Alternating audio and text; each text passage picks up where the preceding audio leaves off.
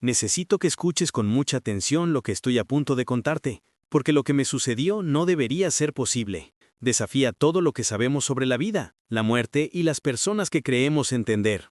Lo que experimenté durante 11 minutos de muerte clínica desafiará todo tu sistema de creencias, y la persona que vi durante esos 11 minutos, la persona que estaba rezando por mi vida con lágrimas desesperadas corriendo por su rostro, es alguien que debería haber celebrado mi muerte, no llorarla. 11 minutos. Ese fue el tiempo que estuve ausente. 11 minutos donde mi corazón no latió ni una sola vez. 11 minutos donde mi cerebro no mostró absolutamente ninguna actividad en los monitores. 11 minutos donde, según cada doctor en esa sala de emergencias, según cada libro de medicina jamás escrito, yo estaba muerto. No muriendo, no casi muerto, muerto. Línea plana. Las máquinas emitiendo ese tono largo y horroroso que escuchas en las películas. Excepto que esto no era una película. Esta era mi vida terminando en una mesa de metal fría mientras 16 personas con batas quirúrgicas luchaban por traerme de vuelta. Pero aquí está lo que no te dicen sobre esos 11 minutos. Aquí está lo que los informes médicos no pueden explicar, lo que la ciencia se niega a reconocer, lo que hará que los escépticos pongan los ojos en blanco y los creyentes se acerquen más. Durante esos 11 minutos no estaba en la oscuridad, no estaba en la nada. Estaba en otro lugar, un lugar imposible, y vi algo que no podría haber visto, que no debería haber podido ver, que rompe cada ley de la física y la medicina que hemos descubierto. Vi a alguien, no cualquier persona, vi a alguien rezando por mí con una intensidad que nunca había presenciado en toda mi vida.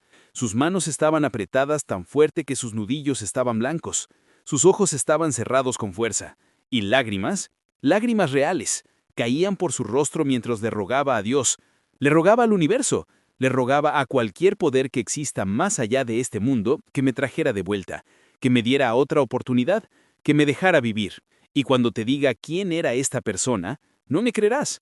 Pensarás que estoy mintiendo, pensarás que lo imaginé, que mi cerebro estaba creando fantasías mientras se apagaba, que esto era solo una alucinación de muerte, porque esta persona me odiaba. Esta persona no me había dicho una sola palabra en 7 años. Esta persona me miró directamente a los ojos 3 años antes de este día y dijo con absoluta convicción que si yo moría mañana, ni siquiera vendría a mi funeral. Dijeron que no sentirían nada. Dijeron que yo ya estaba muerto para ellos. Entonces, ¿por qué estaban allí ese día? ¿Por qué estaban en esa capilla del hospital, 3 pisos debajo de la sala de operaciones donde mi cuerpo yacía sin vida? ¿Por qué estaban rezando con cada fibra de su ser por alguien que decían odiar? Y aquí está la pregunta que me persigue cada día. ¿Cómo pude verlos? ¿Cómo pude presenciar sus oraciones desesperadas cuando mi cuerpo estaba arriba, cuando mi corazón se había detenido, cuando mi cerebro no tenía oxígeno, cuando cada medida de vida decía que yo me había ido? Antes de llevarte a través de cada momento imposible de lo que sucedió ese día, antes de revelar quién era esta persona y por qué su presencia en esa capilla desafía todo lo que entendemos sobre las relaciones humanas y la naturaleza de la muerte misma, necesito que hagas algo por mí ahora mismo. Presiona ese botón de suscripción, porque historias como esta, historias reales de personas que han cruzado y regresado, necesitan ser escuchadas, necesitan ser compartidas. La verdad sobre lo que sucede cuando morimos, sobre las conexiones que sobreviven incluso a nuestro odio más profundo, sobre el perdón que existe más allá de este mundo físico, estas verdades son demasiado importantes para ignorar. Y deja un comentario ahora mismo diciéndome, ¿alguna vez has tenido un sentimiento, un sueño o una visión sobre alguien con que no has hablado en años? ¿Alguien que pensaste que estaba completamente fuera de tu vida? ¿Alguien que juraste que nunca volverías a pensar? Porque lo que estás a punto de escuchar podría explicar experiencias que has tenido pero nunca pudiste poner en palabras. Podría tener sentido de esos momentos cuando sentiste la presencia de alguien aunque no estuviera cerca de ti. Ahora, déjame llevarte de regreso al 22 de septiembre de 2023. Déjame llevarte de regreso a la mañana que comenzó como cualquier otra mañana, con café y noticias y la simple suposición de que viviría el día. Déjame mostrarte qué tan rápido todo puede cambiar, qué tan rápido la vida puede convertirse en muerte y cómo las personas que creemos conocer, las personas que creemos que nos odian, podrían ser precisamente las que nos mantienen en este mundo con sus oraciones. Mi nombre es Jacob Miller, tengo 41 años, casado con Rebecca, padre de mi hijo de 9 años Mason. Vivo en Denver, Colorado. Soy gerente de operaciones logísticas, conduzco un Toyota Camry, bebo demasiado café y vivo la vida de clase media más promedio e insignificante que puedas imaginar. Nada en mí destaca, nada en mí es especial. Soy el tipo que pasas en la calle y olvidas 3 segundos después. 22 de septiembre de 2023. Recuerda esa fecha. Es el día en que todo lo que pensaba que sabía sobre la vida y la muerte fue destrozado y reensamblado en algo que todavía no puedo comprender completamente. Esa mañana fue dolorosamente ordinaria. Alarma a las 6:45 a.m. Café negro con un azúcar. Beso de despedida a Rebeca mientras se dirigía a su turno de enfermería. Me recordó que recogiera el pastel de cumpleaños de Mason. Dije que lo haría. Solo otro viernes. Solo otro día que asumí que sobreviviría. Pero me quedaban 8 horas de vida. 8 horas antes de que mi corazón se detuviera. 8 horas antes de descubrir que la persona que más odiaba en este mundo era la persona que luchaba más duro para mantenerme con vida. Mi hijo cumplía 9 años ese día, pero había otro número tallado en mi alma. 5. 5 años desde que había hablado con mi hermano menor Ethan. 5 años de silencio tan completo que casi me había convencido de que él nunca existió. Había bloqueado su número, eliminado cada foto. Le dije a Mason que su tío Ethan se había mudado y que no hablábamos más. La verdad era más oscura. No nos habíamos simplemente distanciado. Habíamos detonado nuestra relación con la precisión de expertos en demolición. Ethan y yo no éramos solo hermanos. Éramos mejores amigos. Literas de niños. Socios en un negocio de reparación de autos de adultos. Padrinos en las bodas del otro. Creíamos que la sangre significaba lealtad inquebrantable. Estábamos equivocados. La traición llegó rápida y brutal. Nuestro taller se estaba ahogando en deudas. Un préstamo estaba por vencer. Ethan sacó una segunda hipoteca sobre nuestra propiedad sin decirme. Peor aún, falsificó mi firma en los documentos. Cuando lo descubrí, no fue solo enojo. Fue la destrucción completa de la confianza entre dos personas que habían compartido todo desde la infancia. La pelea que siguió quemó todo hasta las cenizas. Lo llamé criminal y fraude. Él me llamó maníaco del control, paranoico, que sofocaba a todos a su alrededor. Palabras diseñadas para dejar cicatrices permanentes. Nuestra madre nos rogó que nos reconciliáramos. Nos negamos. El orgullo es un veneno que sabe a justicia. Nuestra conversación final ocurrió en el funeral de nuestra abuela 2 años antes. La mujer que nos crió cuando nuestros padres se divorciaron estaba siendo enterrada y ni siquiera podíamos honrar su memoria con civilidad. Le dije a Ethan que la abuela estaría avergonzada de él. Su respuesta está tatuada en mi memoria. Me miró con puro desprecio y dijo: «Estás muerto para mí, Jacob. Si murieras mañana no iría a tu funeral. No sentiría nada. Ya no eres mi hermano». Llegué al trabajo a las 8:30 am. 2 llamadas con clientes programadas. Inspección de almacén a la 1 p.m. Salir a las 3 p.m. para recoger el pastel. En casa a las 4 p.m. para la fiesta de Mason a las 5. Todo planeado. Todo controlado. Todo seguro. Excepto que nada era seguro. Porque a las 11:23 am, mientras revisaba manifiestos de envío y pensaba en pastel de chocolate de cumpleaños, algo se rompió dentro de mi pecho. Un aneurisma aórtico. Una bomba de tiempo genética que había heredado y nunca supe. Una debilidad en la pared de mi aorta que había estado esperando toda mi vida para matarme. Y eligió ese momento. El dolor golpeó como un rayo golpeando mi columna vertebral. Me levanté de mi escritorio y toda la habitación se inclinó hacia un lado. Mi visión se nubló. Mis piernas cedieron. Recuerdo que mi taza de café cayó. Recuerdo el sonido al romperse. Recuerdo pensar que era extraño porque ya no podía sentir mis manos. No podía sentir nada excepto presión en mi pecho tan intensa que sentía como si mi caja torácica se estuviera colapsando hacia adentro. Intenté pedir ayuda, pero no salió ningún sonido. Mi compañera Jennifer levantó la vista de su escritorio y su rostro se puso blanco. Estaba gritando algo, pero no podía oírla. El mundo se estaba comprimiendo en un pequeño punto de luz, haciéndose cada vez más pequeño. Y luego no hubo nada. Me había ido. Mi corazón se detuvo a las 11:24 am según los paramédicos que me encontraron colapsado en el piso de la oficina. Para cuando la ambulancia llegó al Hospital General de Denver, había estado sin pulso durante 6 minutos. Me llevaron a cirugía de emergencia. A las 3:17 p.m., mientras le decían a mi esposa que podría no sobrevivir, mientras mi hijo esperaba a un padre que podría nunca volver a casa, mientras 16 profesionales médicos luchaban por reiniciar mi corazón, yo había estado clínicamente muerto durante 11 minutos. Pero no estaba en la oscuridad, no estaba en ninguna parte. Estaba en un lugar imposible viendo algo que cambiaría todo lo que creía sobre el odio, el perdón y los hilos invisibles que conectan las almas humanas incluso después de que intentamos cortarlos para siempre. El dolor estaba más allá de cualquier cosa que pueda describir. Imagina cada nervio en tu pecho explotando simultáneamente mientras alguien aplaza tu caja torácica en un tornillo de banco. Eso ni siquiera se acerca. Era tan abrumador que mi cerebro no podía procesarlo como dolor. se convirtió en toda mi existencia. Estaba parado en mi escritorio revisando una factura de envío. Papeleo aburrido. Luego, sin previo aviso, se sintió como si alguien metiera la mano dentro de mi pecho y retorciera mi corazón. Mi visión no se nubló, se hizo añicos en fragmentos. Las luces de la oficina se convirtieron en rayas de fuego blanco.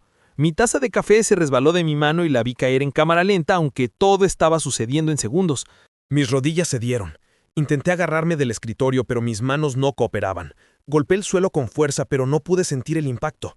La única sensación era una presión aplastante en mi pecho, como un elefante parado sobre mi esternón. Intenté gritar, pero mis pulmones no funcionaban, sin aire entrando, sin sonido saliendo. Mi boca se abría y cerraba inútilmente.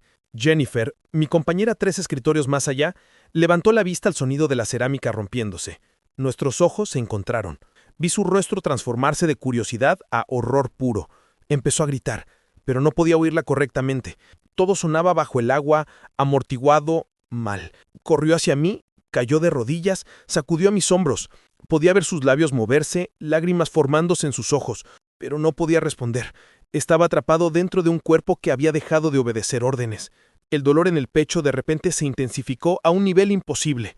Luego desapareció completamente, no gradualmente, instantáneamente, como si alguien hubiera volteado un interruptor. El alivio fue tan profundo que por un momento estúpido pensé que estaba bien, que lo que fuera que había pasado había terminado. Estaba equivocado. Estaba muriendo. Mi aorta se había roto. La sangre estaba inundando mi cavidad torácica. Mi corazón estaba fallando. Y mi cerebro se estaba apagando demasiado rápido para entender nada de esto. Mi visión se redujo a un túnel. El rostro de Jennifer al final haciéndose más pequeño, como si estuviera cayendo hacia atrás por un pozo. Voces distantes gritando. Alguien gritando que llamaran al 911.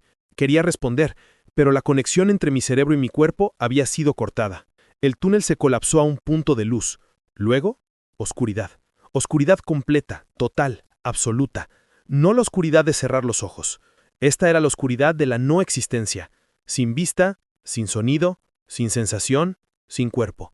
Mi corazón se detuvo a las 11:24 am. Los paramédicos llegaron 4 minutos después. Sin pulso, sin respirar. Comenzaron RCP rompiendo 3 costillas tratando de bombear manualmente mi corazón. Me golpearon con el desfibrilador 2 veces antes de cargarme en una camilla. Mis compañeros miraron en silencio conmocionado mientras llevaban mi cuerpo pasando los cubículos donde había trabajado durante 7 años. La ambulancia tardó 9 minutos en llegar al Hospital General de Denver. No tuve pulso durante todo el tiempo. El paramédico seguía haciendo compresiones torácicas mientras su compañero conducía a velocidades peligrosas, la sirena gritando que alguien estaba muriendo. En el hospital, me llevaron corriendo a cirugía de emergencia, sin tiempo de preparación, sin notificación familiar. Solo una lucha desesperada para evitar que estuviera permanentemente muerto. Me abrieron mientras mi corazón estaba detenido, sujetaron la ruptura, transfundieron sangre, chocaron mi corazón 4 veces más. Nada funcionó. Líneas planas en cada monitor, ese tono largo y constante que significa sin latido, sin actividad cerebral, sin vida. A las 3:17 p.m. había estado clínicamente muerto durante 11 minutos. La doctora Patricia Chen, la cirujana jefe, se estaba preparando para declarar la hora de la muerte. Había hecho todo lo posible. Miró el reloj, la línea plana, y abrió la boca para hacer oficial mi muerte. Pero algo la detuvo. Instinto, terquedad, quizás algo más grande.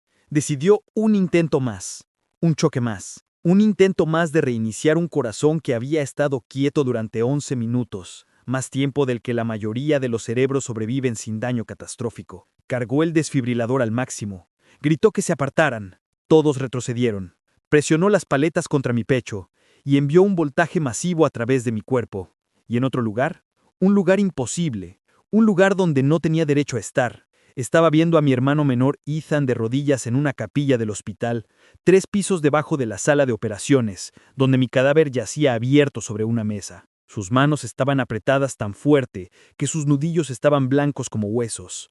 Su rostro estaba mojado de lágrimas, y estaba rezando con una desesperación que nunca había visto en nadie. Estaba rezando por mí, el hermano que dijo que estaba muerto para él, el hermano que juró que nunca perdonaría. Y de alguna manera, imposiblemente, mientras mi corazón no latía y mi cerebro no tenía actividad, podía verlo.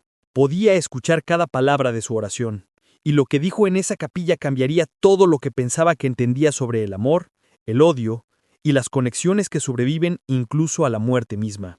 Necesito que entiendas algo antes de continuar. No soy una persona religiosa. No me criaron yendo a la iglesia todos los domingos. No rezaba antes de las comidas ni leía la Biblia, ni creía en ángeles y arpas y nubes.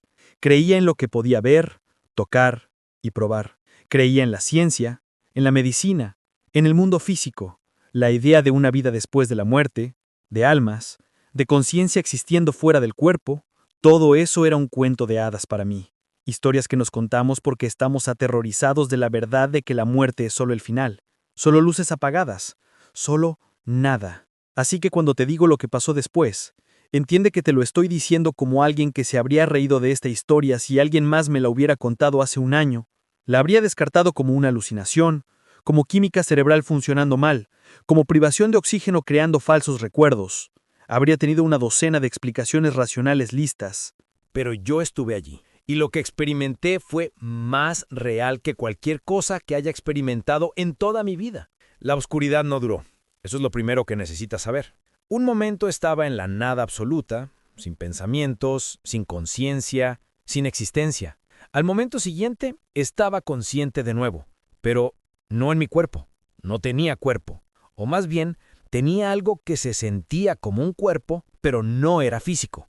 Podía sentirme a mí mismo, sentir mi forma, pero cuando miraba hacia abajo no había nada allí, solo una forma hecha de algo que no puedo explicar, algo como luz, pero no luz, algo como energía, pero no energía.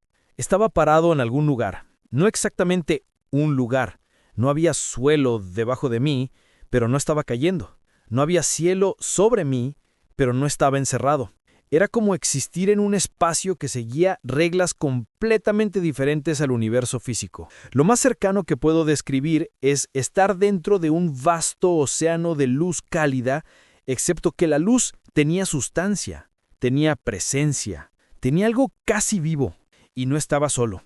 Podía sentir a otros a mi alrededor, aunque no podía verlos claramente. Presencias, conciencia sin cuerpos. Algunos se sentían más cerca, otros más distantes, pero estaban allí, como sombras que captas en tu visión periférica que desaparecen cuando miras directamente. Intenté hablar, pero el sonido no funcionaba como funciona en la vida. En cambio, era como si los pensamientos se convirtieran en comunicación, como si la intención se convirtiera en lenguaje sin palabras.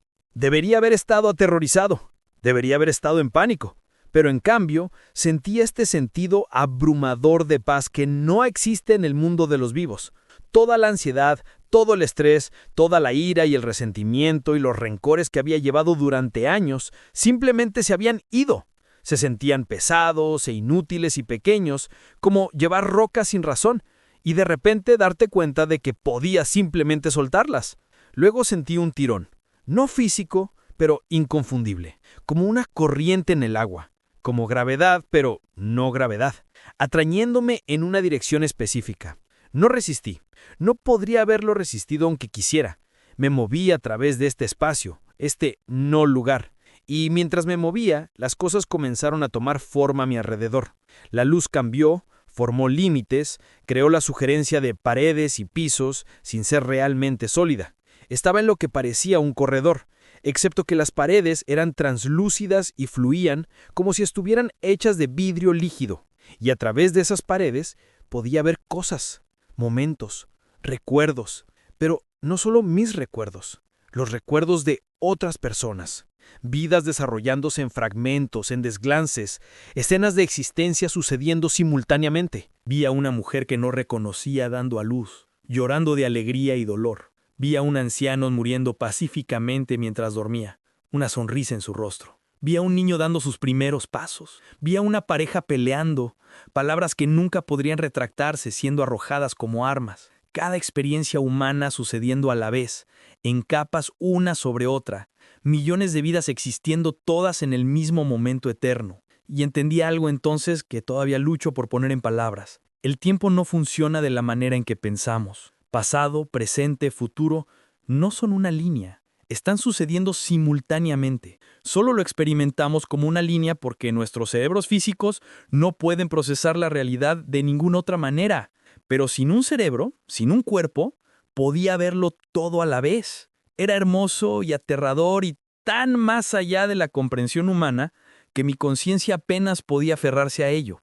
El tirón se hizo más fuerte. Estaba siendo atraído hacia algo específico, alguien específico. Y mientras me acercaba más, las paredes translúcidas comenzaron a solidificarse, a tomar una forma más concreta. Me estaba acercando a una habitación real, con paredes reales, y dentro de esa habitación podía ver a alguien que conocía.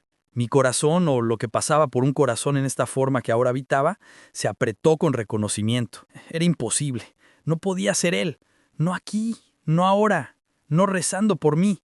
Pero allí estaba, tan claro como si estuviera parado a 3 pies de distancia con mis ojos físicos. Aunque mis ojos físicos estaban cerrados en una sala de operaciones, mientras los cirujanos sostenían mi corazón detenido en sus manos. Era Ethan, mi hermano. El hermano al que había odiado durante 5 años, el hermano que me había dicho que estaba muerto para él, y estaba de rodillas en lo que de alguna manera sabía que era la capilla del hospital, 3 pisos debajo de donde mi cuerpo yacía sin vida en una mesa de operaciones. Sus manos estaban presionadas juntas tan fuerte que temblaban, su rostro estaba lleno de lágrimas, sus labios se movían en oración desesperada, y podía escucharlo, cada palabra, cada súplica, cada sonido roto. La capilla se materializó a mi alrededor con una claridad imposible. Cada detalle era más nítido que la visión normal. Bancos de madera en filas ordenadas, una cruz simple en la pared, luz del sol de la tarde a través de un vitral proyectando patrones de colores en el piso. Y en la primera fila, colapsado hacia adelante con su rostro en sus manos, estaba Ethan. Mi hermano se veía destrozado. Sus hombros temblaban con sollozos. Su camisa de trabajo estaba arrugada, por fuera manchada de café como si hubiera corrido aquí sin pensar. Su cabello era un desastre. Este no era el Ethan compuesto y enojado que me había declarado muerto para él. Este era alguien roto por un dolor que nunca pensé que sentiría por mí. Me acerqué, aunque el movimiento ya no era físico. Simplemente existí más cerca. Estaba parado justo a su lado ahora, conciencia sin forma, viendo algo que no debería poder ver. Sus labios se movían. Podía escuchar cada palabra, no a través de oídos, sino a través de percepción directa, conciencia a conciencia. Lo que dijo destruyó todo lo que creía sobre nuestros 5 años de odio. Por favor, Dios, por favor no te lo lleves. Por favor no te lleves a mi hermano. Su voz se quebró en la palabra hermano, como si doliera físicamente después de años de silencio. Sé que no hemos hablado, sé que me odia, sé que le dije que no iría a su funeral. Pero por favor, Mason necesita a su padre. Rebeca necesita a su esposo. No los castigues por mis errores. ¿Mis errores? ¿Ethan pensaba que esto era su culpa? ¿Cómo sabía siquiera que estaba muriendo 3 pisos arriba? Debería haber pedido disculpas hace años. Continuó entre respiraciones entrecortadas. Debería haber llamado después del funeral de papá, después de cada día festivo que dejamos pasar en silencio. Era demasiado orgulloso, demasiado terco, demasiado convencido de que tenía razón. ¿Razón sobre qué? ¿Dinero? ¿Un trato de negocios? Nada de eso importaba. Nada de eso valía perder a mi hermano. Las lágrimas corrían por su rostro sobre sus manos apretadas. Rebeca me llamó en cuanto llegaste al hospital. ¿Lo sabías? Tu esposa me llamó, el hermano que borraste, porque sabía que necesitaba saberlo, que a pesar de todo querría estar aquí. ¿Rebeca lo llamó? ¿Mi esposa había contactado a Ethan a pesar de que yo lo había prohibido? Los doctores dijeron que está mal, susurró Ethan. Dijeron que incluso si reinician tu corazón podrías tener daño cerebral. Me dijeron que me preparara para lo peor. Pero no puedo perderte así. No con tanto sin decir, no con 5 años que nunca podré recuperar.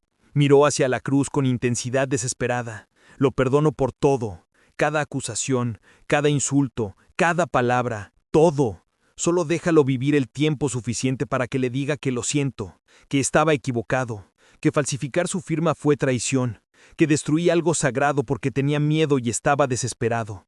La admisión me golpeó como un golpe físico. ¿Ethan estaba asumiendo toda la responsabilidad? Esta versión vulnerable y rota de mi hermano era alguien que nunca había visto antes.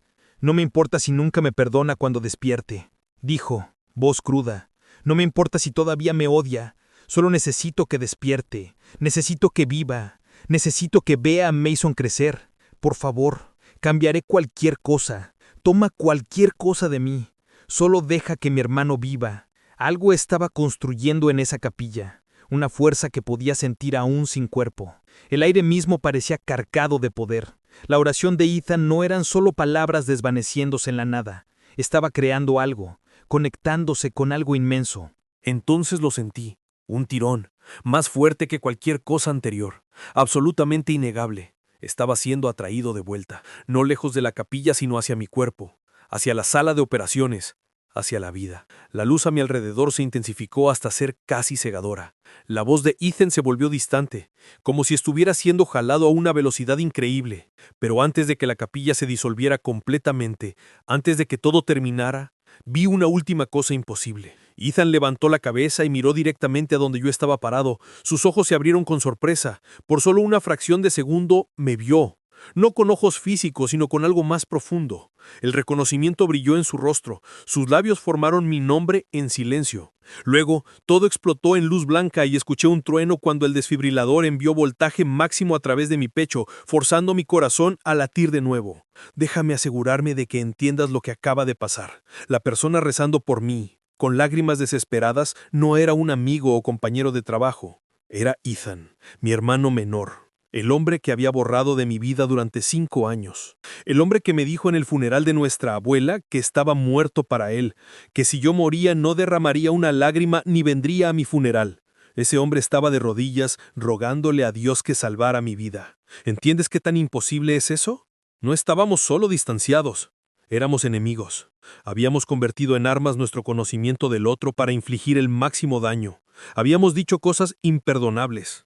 Y sin embargo, ahí estaba, 3 pisos debajo de mi cadáver, rezando como si su vida dependiera de la mía. Pero aquí está lo que hace esto completamente inexplicable. Estaba muerto, clínicamente muerto durante 11 minutos. Mi corazón estaba detenido, mi cerebro no tenía oxígeno, los monitores mostraban líneas planas. Estaba en una mesa de operaciones con mi pecho abierto, mientras la doctora Chen sostenía mi corazón silencioso, preparándose para declarar mi hora de muerte. Entonces, ¿cómo estaba en esa capilla? ¿Cómo podía ver a Ethan con una claridad imposible? ¿Cómo podía escuchar cada palabra, cada sollozo, cada quiebre en su voz? No había ninguna cámara transmitiendo de esa capilla. Mi cerebro moribundo no podía fabricar estos detalles. Nunca había estado en esa capilla antes, no sabía que existía. Sin embargo, estaba ahí, observando un momento al que no tenía acceso físico. Lo que presencié destrozó todo lo que creía sobre mi hermano y nuestros 5 años de odio. Ethan no estaba ahí por obligación. Estaba ahí porque a pesar de todo, a pesar de toda la ira y las palabras amargas, todavía me amaba. Ese amor no había muerto. Había sido enterrado bajo el dolor y el orgullo, pero estaba vivo, feroz, lo suficientemente poderoso como para traerlo de rodillas cuando pensó que me perdería para siempre. Lo escuché asumir toda la responsabilidad de destruirnos. No culpa parcial con excusas. Dijo que falsificar mi firma fue traición, que rompió algo sagrado, que su miedo lo llevó a destrozar nuestro vínculo. El Ethan el que había estado odiando nunca admitiría eso. Había sido defensivo, siempre justificando sus acciones. Pero las personas cambian, las personas crecen, y me había perdido 5 años de su crecimiento porque estaba demasiado ocupado alimentando agravios. Dijo que me perdonaba, por todo. Cada acusación cruel, cada insulto, cada vez que rechacé sus llamadas en esos primeros meses antes de que dejara de intentarlo. Lo perdonó todo, no porque yo lo mereciera, sino porque amaba a su hermano más de lo que odiaba lo que había hecho. Y aquí está lo que me destruyó, incluso en ese espacio entre la vida y la muerte. Dijo que no le importaba si nunca lo perdonaba. Solo quería que viviera. Estaba dispuesto a pasar el resto de su vida conmigo odiándolo, siempre y cuando yo tuviera una vida que vivir. Estaba rezando por mi supervivencia, incluso si eso significaba que nuestro distanciamiento continuara para siempre. Esa no es alguien que te odia. Esa es alguien que te ama tan completamente que tu existencia importa más que su dolor. Rebeca lo había llamado. Había ido en contra de mis órdenes explícitas y contactado al hermano que le había prohibido mencionar. Y tenía razón. Entendió que debajo de la ira, debajo de 5 años de silencio, todavía había un vínculo que importaba, que Ethan necesitaba saberlo, que querría estar allí. Lo vi ofrecer intercambiar cualquier cosa, sacrificar cualquier cosa si eso significaba que yo viviera. Y vi a mi hermano claramente por primera vez en 5 años, no a través del lente de la traición, sino como realmente era, Con defectos, sí, pero también capaz de amor profundo, de crecimiento, del perdón que me había convencido de que era imposible. El tirón de regreso a mi cuerpo se volvió abrumador, como una cuerda jalando mi conciencia hacia la vida con fuerza irresistible. La capilla comenzó a disolverse, los bordes volviéndose borrosos, la forma de Ethan difuminándose. Entonces hizo algo que todavía me persigue. Levantó la vista, miró directamente a donde yo estaba parado en mi estado sin forma, y sus ojos se abrieron con sorpresa. Por un segundo imposible, me vio. El reconocimiento brilló en su rostro claro como el día. Su boca se abrió, formó mi nombre con sus labios, sin sonido, pero absoluta certeza en su expresión. Luego todo explotó en luz blanca cegadora y truenos rugientes cuando el choque final del desfibrilador de la doctora Chen golpeó mi pecho con suficiente voltaje para arquear mi cuerpo fuera de la mesa de operaciones, forzando mi corazón a latir de nuevo después de 11 minutos de muerte.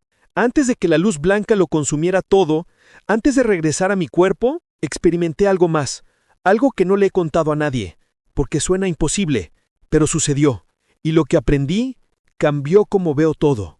En el espacio entre la oración de Ethan y el reinicio de mi corazón, el tiempo se estiró imposiblemente. Estaba suspendido en ese océano de luz, pero ahora se sentía diferente, inteligente, consciente, como si la luz misma fuera consciente, comunicándose no con palabras, sino con descargas directas de comprensión que eludían el lenguaje por completo. Y entendí cosas profundas sobre la existencia que apenas puedo retener ahora.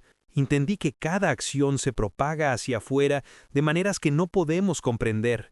Pequeños momentos, una disculpa retenida, una decisión tomada con ira, crean efectos en cascada tocando vidas que nunca conoceremos. Mi pelea con Ethan no solo nos lastimó a nosotros, hirió a nuestra madre que vio a sus hijos negarse a hablar durante 5 años, confundió a Mason que no podía entender por qué su tío desapareció, creó un agujero en nuestra familia que se extendió como grietas en el hielo.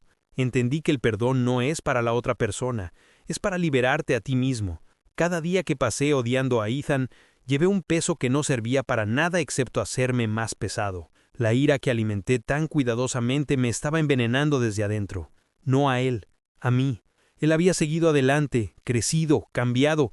Yo estaba atascado repitiendo nuestra pelea sin cesar, agregando interés a una deuda que ya no importaba. Entendí que las personas que alejamos no dejan de estar conectadas con nosotros. Hay hilos entre las almas que no pueden ser cortados por la ira o el tiempo o la muerte. Ethan y yo compartimos infancia, sangre, un padre y una abuela cuyas muertes deberían habernos unido, pero nos separaron.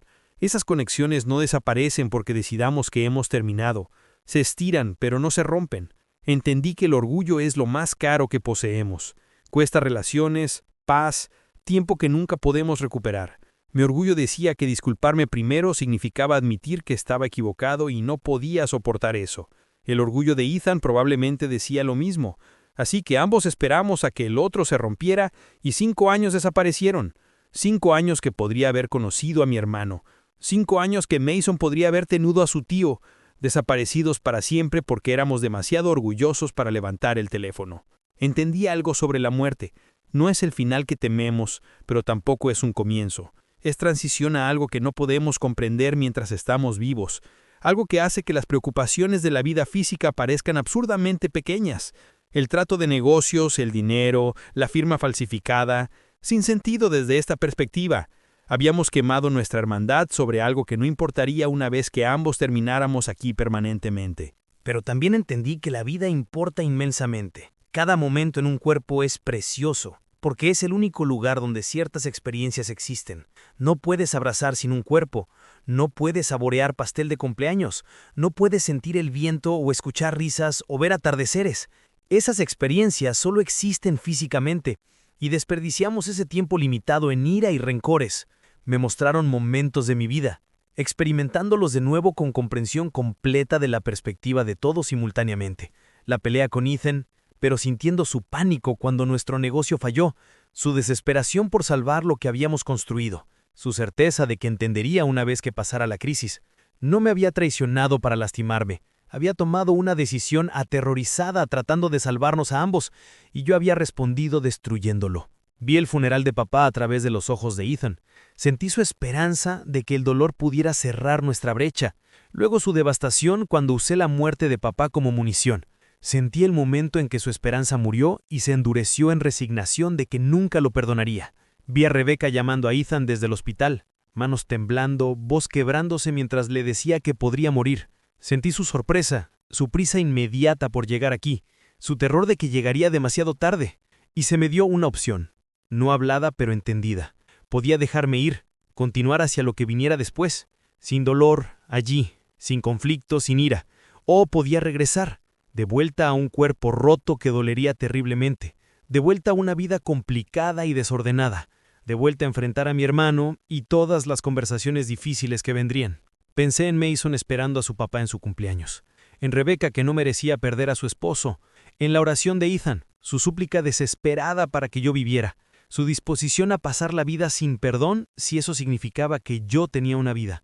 Elegí el dolor, elegí la complicación, elegí regresar.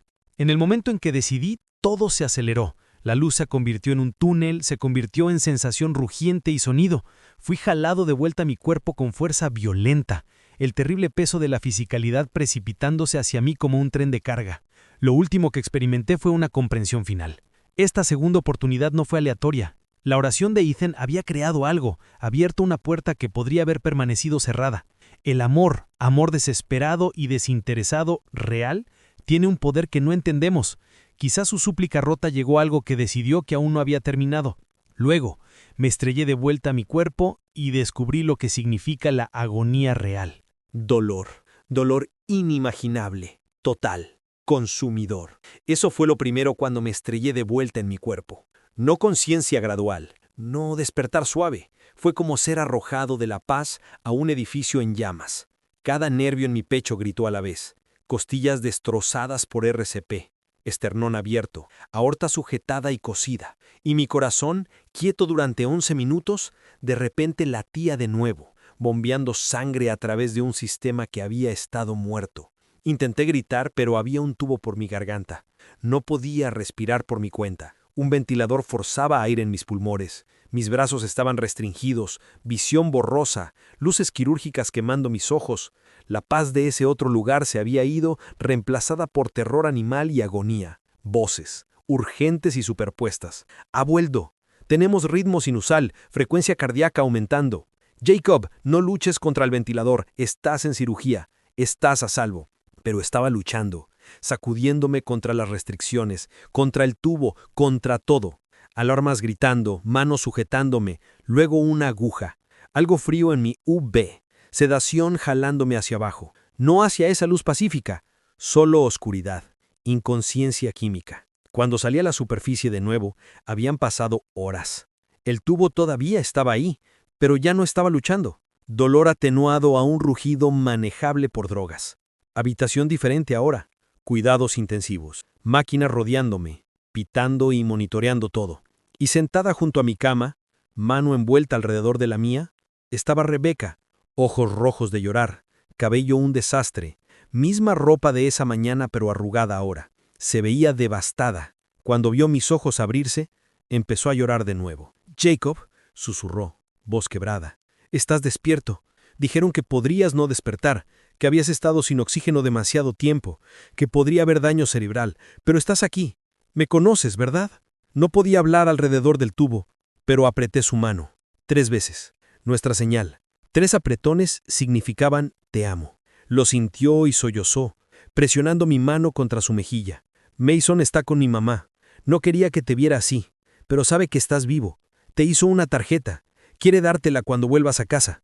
Hogar. ¿Volvería a casa? Había muerto. Estado ausente 11 minutos. ¿Cuál era el daño? La cirugía salió bien, dijo Rebecca, aunque su voz sugería lo contrario. La doctora Chen reparó el aneurisma. Tu corazón está latiendo por sí solo.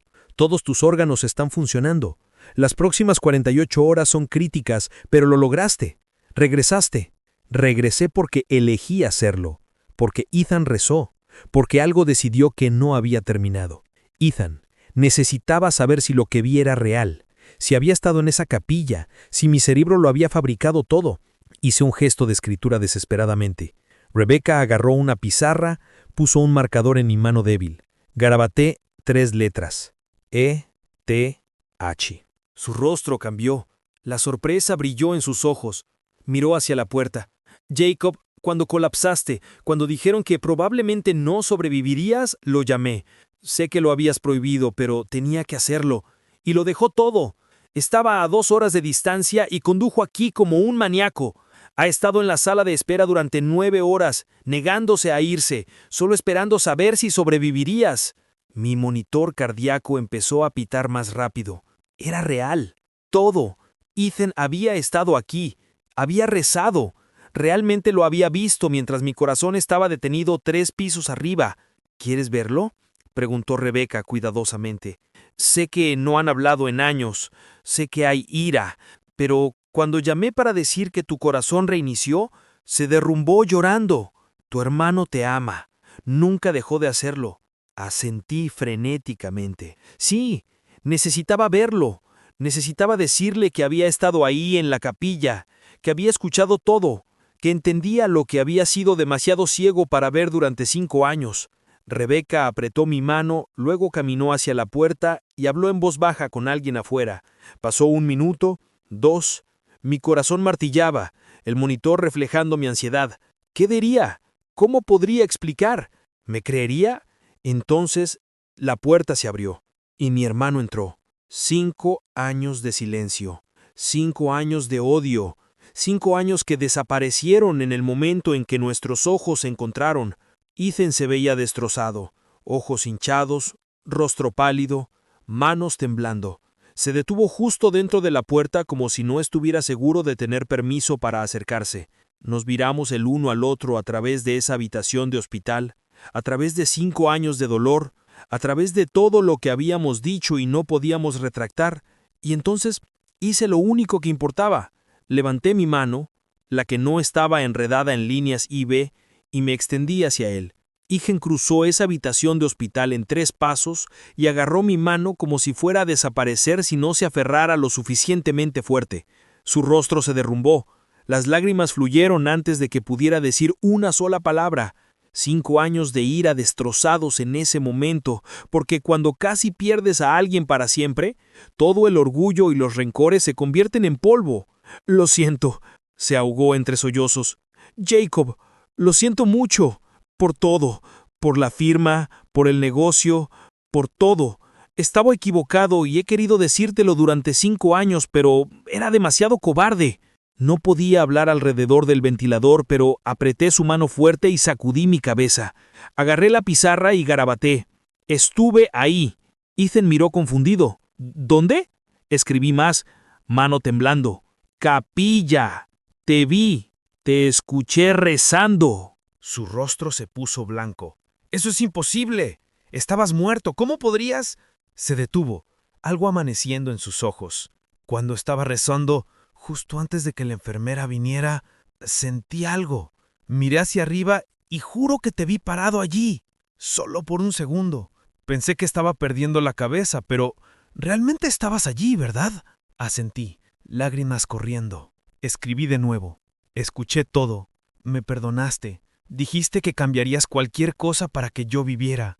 Las piernas de Ethan parecieron ceder. Se hundió en la silla, mirándome con sorpresa y asombro. ¿Cómo es posible eso? Sin latido durante 11 minutos, sin actividad cerebral. Pero, ¿estabas consciente? ¿Estabas en la capilla conmigo? Asentí y escribí una frase más. Tú me trajiste de vuelta. Rebeca habló desde la puerta. La doctora Chen dijo que estaba a punto de declarar la hora de la muerte. Había intentado todo, pero algo la hizo intentar un choque más. Y tu corazón comenzó. Miró a Ethan. Quizás alguien estaba escuchando tu oración. 2 días después, el ventilador salió. Mis primeras palabras fueron para Ethan. Te perdono y lo siento. Por todo. Por 5 años. Por hacerte pensar que te odiaba cuando solo era demasiado orgulloso para admitir que yo también estaba equivocado. Ethan confirmó lo que había visto. Cuando Rebeca llamó, estaba en una reunión en su trabajo de construcción. Algo en su instinto le dijo que contestara. Ella dijo que había colapsado, que era crítico, que debería venir a despedirse. Rompió cada límite de velocidad para llegar. Rezó todo el camino, aunque no había rezado desde la infancia. En el hospital, No lo dejaron verme porque lo había eliminado de mis contactos de emergencia después de nuestra pelea. Así que fue a la capilla y rezó más fuerte de lo que había rezado por nada. 3 semanas después, me dieron de alta. La recuperación fue brutal. Cicatriz masiva en mi pecho. No podía levantar nada, pero estaba vivo. Y Ethan estaba ahí casi todos los días, ayudando a Rebecca, jugando con Mason, estando presente en una manera en que no se le había permitido durante 5 años. Mason preguntó por qué el tío Ethan había vuelto. Le dije la verdad, que los adultos cometen errores y dejan que el orgullo los mantenga separados, que Ethan y yo habíamos peleado por algo que no importaba y ambos habíamos sido demasiado tercos para arreglarlo. Pero cuando casi muero, nos dimos cuenta de que ser hermanos era más importante que tener razón. Mason dijo algo profundo. Me alegro de que no hayas muerto, papá, pero también me alegro de que te hayas enfermado, porque ahora tengo a mi tío de vuelta. ¿Es malo decir eso? 6 meses después, Ethan y yo empezamos a reunirnos todos los domingos para desayunar. Solo nosotros. Nuestra forma de asegurarnos de que el silencio nunca se acumule entre nosotros de nuevo, que el orgullo nunca cree distancia permanente. La gente pregunta si realmente creo que sucedió, si realmente dejé mi cuerpo y vi a Ethan rezando 3 pisos abajo, si su oración me trajo de vuelta. No sé la mecánica, pero sé lo que experimenté. Ya sé que fuera una experiencia cercana a la muerte, una alucinación o algo sobrenatural, transformó mi vida completamente. Ya no pierdo tiempo en rencores, no dejo que el orgullo me impida disculparme, no asumo que tengo tiempo ilimitado para arreglar relaciones rotas. La vida puede terminar instantáneamente. Puedes pensar que es un día normal y estar muerto antes del almuerzo. Y si tu corazón se detiene y no tienes una segunda oportunidad como yo, quieres asegurarte de que las personas que amas lo sepan, que no quede nada sin decir. Ethan y yo hablamos sobre qué tan cerca estuvimos de que fuera demasiado tarde. Si mi aorta se hubiera roto 1 hora antes o después, si los paramédicos hubieran tardado más, si la doctora Chen hubiera declarado la hora de la muerte antes de ese choque final, habríamos perdido nuestra oportunidad. 5 años de silencio se habrían vuelto permanentes. Ambos habríamos llevado ese peso para siempre. Pero tuvimos un milagro. 11 minutos que de alguna manera contenían suficiente amor para jalarme de regreso de la muerte y suficiente verdad para sanar 5 años de dolor. Así que esto es lo que necesito que escuches. Si hay alguien en tu vida que has alejado, alguien con quien no estás hablando por orgullo o ira o dolor, no esperes. No asumas que tienes tiempo para arreglarlo después. Levanta el teléfono ahora mismo. Envía el mensaje hoy. Di que lo sientes incluso si crees que no debería ser el primero en disculparse, porque podrías no tener 11 minutos del otro lado para ver cuánto todavía te aman. Podrías no tener una segunda oportunidad. Podrías no poder regresar y hacer las cosas bien. Yo lo hice y no lo estoy desperdiciando. No desperdices el tuyo tampoco. La vida es demasiado corta y la muerte es demasiado permanente para dejar que el orgullo gane. Deja un comentario ahora mismo y dime, ¿a quién necesitas contactar? ¿A quién has estado evitando por orgullo terco? Di su nombre, haz el compromiso, porque el mañana no está garantizado, pero el arrepentimiento de esperar demasiado dura para siempre.